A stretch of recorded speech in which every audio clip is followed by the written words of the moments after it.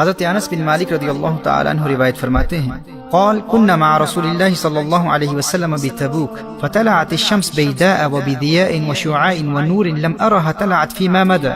فرمایا ہم نبی کریم صلی اللہ علیہ وآلہ وسلم کے ساتھ میدان تبوک میں تھے، سورج ایسا صاف شفاف اور ایسی روشنی اور نور اور شعاعوں کے ساتھ نکلا کہ اس سے قبل ہم نے سورج کو نکلتے ہوئے کبھی اس قدر صاف شفاف اور روشن اور منور نہیں دیکھا تھا۔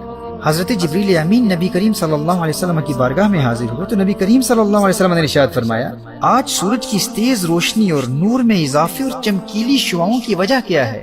حضرت جبریل امین عرض کرتے ہیں یا رسول اللہ صلی اللہ علیہ وسلم آج مدینہ منورہ میں حضرت معاویہ بن معاویہ اللیثی المزنی کا انتقال ہو گیا ہے اور ان کے جنازے کی نماز کے لیے اللہ جل وعلا نے 70,000 فرشتے آسمان سے بھیجے ہیں۔ نبی کریم صلی اللہ علیہ وآلہ وسلم نے ارشاد فرمایا کس عمل کے باعث؟ جبریل امین عرض کرتے ہیں قال بکثرت قراءته قل هو اللہ احد باللیل والنہار، اور دوسری روایت میں ہے قائما وماشیا وقائدا ومتجعا۔ جبریل امین عرض کرتے ہیں یا رسول اللہ صلی اللہ علیہ وسلم ان کے جنازے میں 70,000 فرشتے اس لیے آئے ہیں کیونکہ یہ رات دن اٹھتے بیٹھتے چلتے پھرتے ہر وقت قل هو اللہ احد کی تلاوت کیا کرتے تھے۔ سبحان اللہ۔ میں دوستو آپ کو سورہ اخلاص قل هو اللہ احد کی روحانی پاور کا اندازہ نہیں ہے، یہ آپ کی دنیا بھی سنوار دیتی ہے آخرت بھی سنوار دیتی ہے۔ اب دیکھیے نبی کریم صلی اللہ علیہ وسلم میدان تبوک میں ہیں اور جبریل امین عرض کرتے ہیں یا رسول اللہ صلی اللہ علیہ وسلم اگر آپ کا ارادہ ہو تو زمین سمیٹ لوں اور آپ ان کی نماز جنازہ ادا کر لیں۔ کونین کے والی صلی اللہ علیہ وسلم نے اجازت عطا فرما دی اور مسند ابو یعلا کی دوسری روایت میں ہے کہ حضرت جبریل امین نے اپنا پر زمین پر مارا اور تمام درخت اور سب ٹیلے وغیرہ پست ہو گئے اور میدان تبوک سے مدینہ منورہ میں حضرت معاویہ بن معاویہ اللیثی المزنی کا جنازہ نظر آنے لگا۔ جب نبی کریم صلی اللہ علیہ وسلم نے نماز جنازہ شروع کی تو آپ صلی اللہ علیہ وسلم کے پیچھے فرشتوں کی 2 صفیں تھی اور ہر صف میں 70,000 فرشتے تھے۔ محترم احبہ سورہ اخلاص کی تلاوت کی کثرت کیا کرو، یہ انتہائی مختصر سورت ہے، آپ سب کو زبانی یاد ہے لیکن آپ کو اس کی برکات اور روحانی قوت کا اندازہ نہیں ہے۔ آپ نے دیکھا کہ اس سورت کی کثرت سے تلاوت کرنے والے کو مقام کیا ملتا ہے، 70,000 فرشتے اس کے جنازے پر آتے ہیں اور اس کے جنازے کے لیے زمین سمیٹ لی جاتی ہے، اور سورہ اخلاص سے محبت کرنے والے کا جنازہ خود نبی کریم صلی اللہ علیہ وآلہ وسلم ادا کر رہے ہیں۔ صحیح بخاری اور صحیح مسلم کی ایک حدیث مفہوماً پیش کرتا ہوں۔ نبی کریم صلی اللہ علیہ وآلہ وسلم کو ایک صحابی کے متعلق اطلاع دی گئی جو سورہ اخلاص کثرت سے پڑھتے تھے۔ فرمایا اس سے پوچھو ایسا کیوں کرتے ہو؟ صحابی عرض کرتے ہیں کیونکہ یہ سورت اللہ کی صفات کا بیان ہے اور مجھے اس لیے اس کی تلاوت سے پیار ہے۔ نبی کریم صلی اللہ علیہ وآلہ وسلم نے ارشاد فرمایا اسے بتا دو تجھے اللہ کی صفات کی وجہ سے اس سورت کی تلاوت سے محبت ہے، تیری اس سورت سے محبت کی وجہ سے تیرے اللہ کو تجھ سے محبت ہے۔ سبحان اللہ۔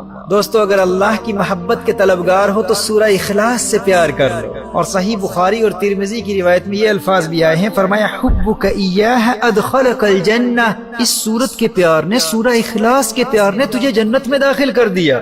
صحیح بخاری اور صحیح مسلم کی ان احادیث کی روشنی میں اس سورت کا پیار آپ کو جنتی بھی بنا دے گا اور اللہ کا محبوب بھی بنا دے گا۔ نبی کریم صلی اللہ علیہ وآلہ وسلم نے ارشاد فرمایا، یہ حدیث بھی صحیح بخاری کی ہے، فرمایا مجھے قسم ہے اس ذات کی جس کے قبضہ قدرت میں میری جان ہے، یہ سورت تہائی قرآن کے برابر ہے۔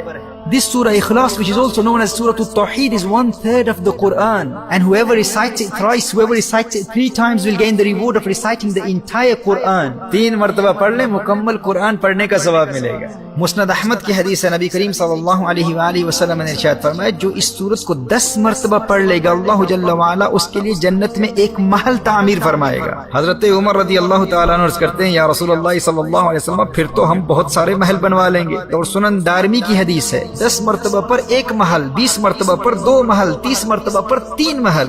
اور میرے دوستو جسے آخرت کی زندگی سے محبت ہو اور اسے اس سورت کی برکت سے جنت کے محلات کی ضمانت مل جائے، پھر وہ سورہ اخلاص کی تلاوت سے محروم کیسے رہ سکتا ہے؟ اور پھر اس سورت کا کمال تو دیکھیے کہ یہ فقط آخرت کے محلات نہیں، دنیا میں بھی محلات تعمیر کروا دیتی ہے۔ اس سورت کی تلاوت غربت و مفلسی اور بے روزگاری کا خاتمہ کر کے آپ کو مالدار اور دولت مند بنا دیتی ہے۔ امام طبرانی نقل کرتے ہیں نبی کریم صلی اللہ علیہ وآلہ وسلم نے ارشاد فرمایا جو شخص سورہ اخلاص کو گھر میں داخل ہوتے وقت پڑھ لے تو اللہ تعالیٰ اس گھر والوں سے اور اس کے پڑوسیوں سے بھی فقیری دور کر دیتا ہے۔ دیکھیے ایک شخص نبی کریم صلی اللہ علیہ وآلہ وسلم کی بارگاہ میں حاضر ہو کر تنگ دستی اور مفلسی اور بے روزگاری کا شکوہ کرتا ہے۔ نبی کریم صلی اللہ علیہ وآلہ وسلم نے ارشاد فرمایا جب بھی گھر میں داخل ہو تو گھر والوں کو سلام کہا کرو، السلام علیکم کہا کرو، اور پھر ایک مرتبہ سورہ اخلاص پڑھ لو، اور اگر گھر میں کوئی نہ ہو تو مجھ پر سلام پڑھ لینا۔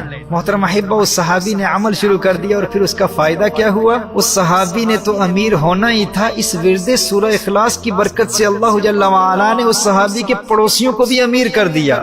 غور کیجئے گا، جاہل عاملوں کے خود ساختہ من گھڑت وظیفوں اور عملیات میں دین اور دنیا کو برباد کرنے والوں، ذرا اللہ کا قرآن پڑھ کر تو دیکھو، جب بھی گھر میں داخل ہو گھر والوں کو سلام کرو، سلام کے بعد صرف ایک مرتبہ سورہ اخلاص پڑھنے کی عادت بنا لو، اور پھر دیکھو اس محمدی وظیفے کی برکت اللہ جل وعلا تمہیں دنیا اور آخرت کی دولت سے کیسے نوازتا ہے۔ ترمذی کی حدیث میں ہے کہ جو شخص سونے کے لیے جائے اور داہنی کروٹ لیٹ کر 100 مرتبہ سورہ اخلاص پڑھ لے تو قیامت کے دن اللہ جل وعلا ارشاد فرمائے گا، اے میرے بندے اپنی داہنی طرف سے اپنی دائیں جانب سے جنت میں داخل ہو جا۔ میرے بھائیوں، میری بہنوں، اللہ جانتا ہے کتنی زندگی باقی ہے، میرے سننے والوں کو یہ کام آج رات ہی کر لینا چاہیے، اور یاد رہا تو مجھ گنہگار کے لیے بھی دعا کیجیے گا۔ اب دیکھیے، مسند ابو یعلا کی ایک حدیث کا مفہوم ہے کہ جو شخص ایمان کے ساتھ ہر نماز کے بعد 10 مرتبہ سورہ اخلاص پڑھ لے گا، وہ جنت کے تمام دروازوں میں سے جس دروازے میں بھی داخل ہونا چاہے گا داخل ہو جائے گا، اور جنت کی جس حور سے نکاح کرنا چاہے گا اس کا نکاح کرا دیا جائے گا۔ ایمان کی سلامتی کے لیے بھی یہ بہت بڑا ورد ہے، اس سے محبت کر لو، کثرت سے پڑھو، اور میرا یہ پیغام اپنے تمام دوستوں تک پہنچا دو۔